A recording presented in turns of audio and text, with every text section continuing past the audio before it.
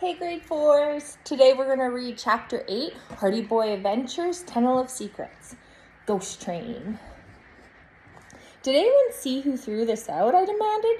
Zeke shrugged. Wasn't me, Curly said. I would have thrown it in the trash. Everyone knows this type of fabric isn't recyclable. I locked eyes with my brother. There are only a couple ways my bag could have made it from the ghoul's hand to the recycling bed.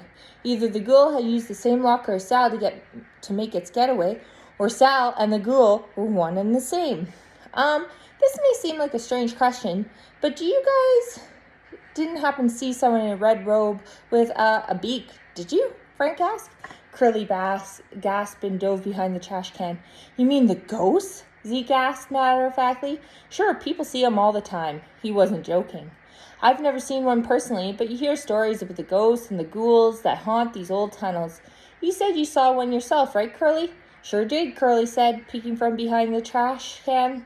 Came right up and stole my sandwich when it thought I wasn't looking. What do they do besides steal sandwiches? I asked, not sure if I really want to know the answer. They're the Admiral's minions, of course, declared Curly. They protect his treasure from thieves. Frank and I stared at Curly dumbfounded. Treasure? Sal had written about the Admiral's treasure when he and Delilah had their argument before the press conference. Zeke leaned in to whisper, Curly's a deck or two short, if you know what I mean. Folks think they see things sometimes, but it's mostly just imaginations running wild. You tell that to my sandwich, Curly huffed. I knew Frank was trying to process the same thing I was. Sal had said the Admiral's ghost kidnapped Layla and was holding her captive in the secret city. It sounded crazy, but did the fact that they were standing in the middle of an underground city conversing with a couple of mole people, had we actually stumbled on this very place Sal was talking about? This place isn't called the Secret City, is it? I asked. Well, technically, I guess it's a secret, although it might be a little generous to call it a city, Zeke said. So no. Before I had a chance to get too bummed, Zeke offered a new ray of hope. I think I may know how to get to the place you boys are looking for. That was it. The next big clue. Just follow the rainbow past Oz and hang a right at Hogwarts. You can't miss it. Or not. Zeke gawked, clearly amused with himself. I'm sorry, boys. I just couldn't help myself. Somebody's been pulling your leg. A mythical haunted city under Bayport? Preposterous. This place you're talking about isn't any realer than the ghosts who stole poor Curly's sandwich. It isn't a joke, Zeke, Curly said, turning to us. It's where the Admiral keeps his treasure, deep underground, a lot deeper than here. Though no one knows exactly where, at least no one who's alive to tell about it. Curly looked over his shoulder and lowered his voice to a whisper. The only one who knows how to find it are the ghosts that live there, and they make sure to keep it that way.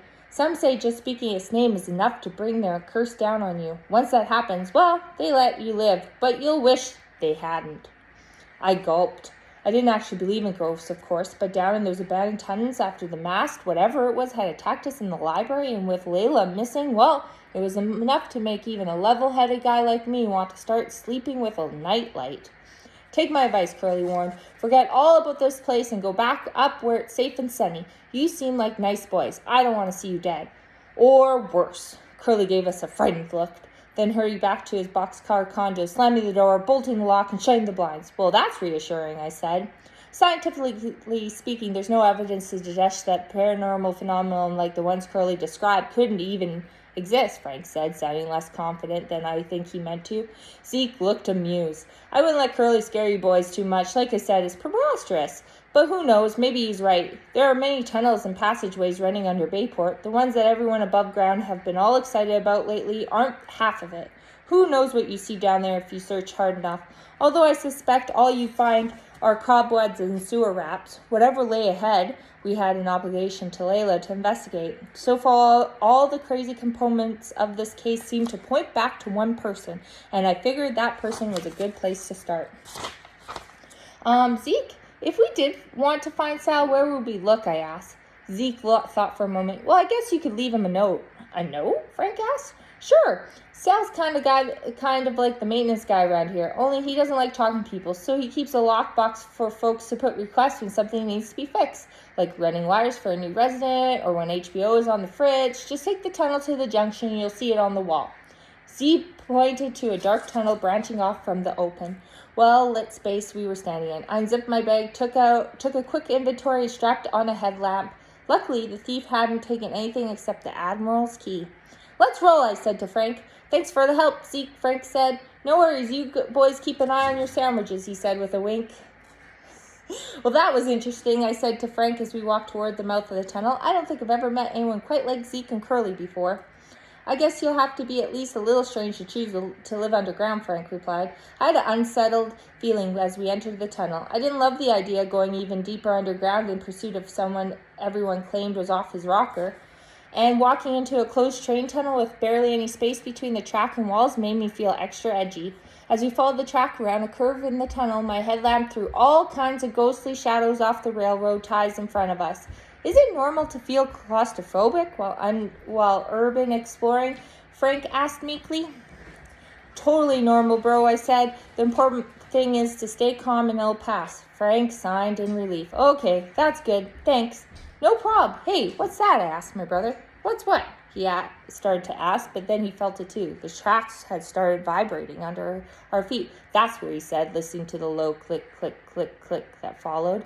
"It sounds like a train, but that's not even possible. The cars down here have been out of commission for like 100 years. It must be coming from the station above ground." "That's good. I like to avoid getting stuck in a tunnel with a train heading toward us," I said. "Yeah," Frank agreed, laughing nervously. Frank, what's that?" I asked again, this time pointing over his shoulders at a circle of light that had appeared on the track behind us, a light that was growing larger by the second. Frank's eyes went wide. "Train!" he yelled, and took off running like a rocket. My stomach dropped. Whew. "I thought you said it wasn't possible," I screamed, sprinting after him. "Someone must have intentionally set it down the track to run us over," he cried. "Unless it's haunted," I yelled back. "Impossible!" "You mean impossible like the train that's not supposed to be chasing us, or a different kind of impossible?" Frank ignored that one. "Whoever it was, they must not want us digging any deeper.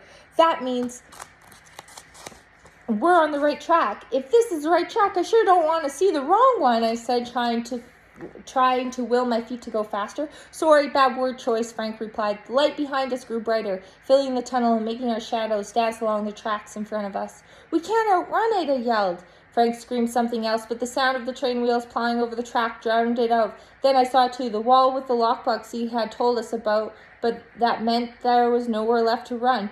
We were at the end of the line, boxed in with a brick wall in front of us, the train closing in behind.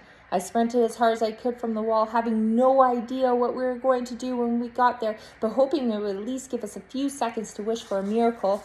I only had to pump my legs a couple more times before I saw that miracle, or miracles. 2 iron doors, or one on either side of the tunnel. I was left and Frank went right. Mine was marked on authorized personnel only. It was locked. Frank didn't have a sign. What it did have was a huge skull and crossbones painted in blood red above the words, "Stay out, death to all who enter." I didn't really care what it said. All I cared was whether or not it opened, and it did. Frank threw the door open, but he hesitated before entering. Now wasn't the time for my brother to start worrying about curses.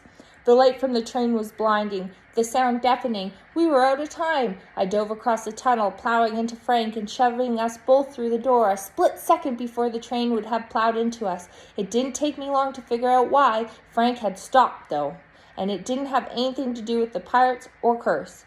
I'd pushed us straight off the ledge into a bottomless pit.